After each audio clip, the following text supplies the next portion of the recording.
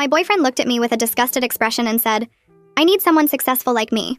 What he didn't know was I'd been secretly editing his reports and presentations for 2 years, helping him become successful. That promotion to senior director he just got? I spent 3 weeks building that presentation deck from scratch.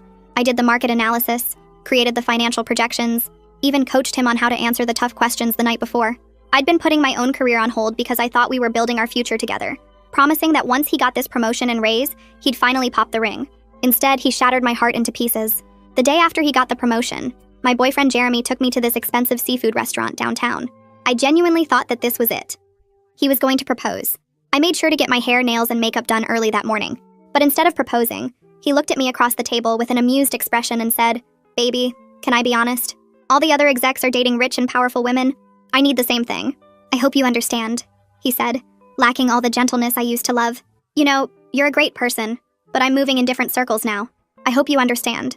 I sat there stunned, trying to process what he was saying, but it didn't make sense.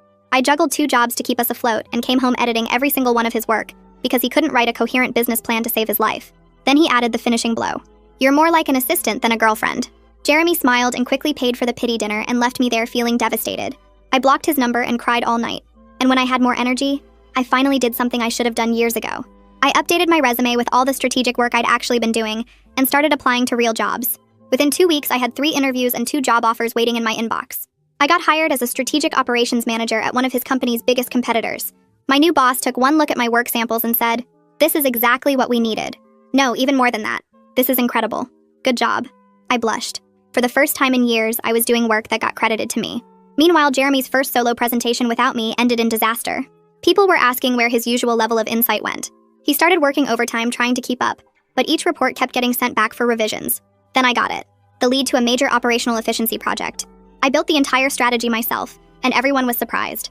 The CEO even personally congratulated me.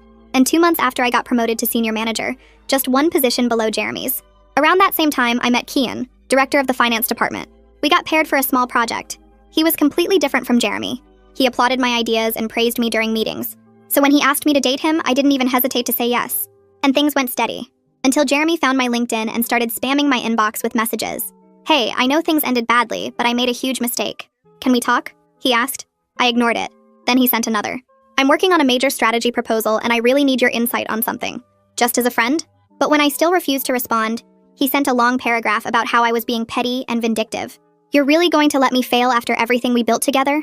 I showed Kian the messages over dinner and watched him burst into laughter. "Built together? He means the things you built for him?" I sent back one single message. "You told me I was just an assistant who didn't match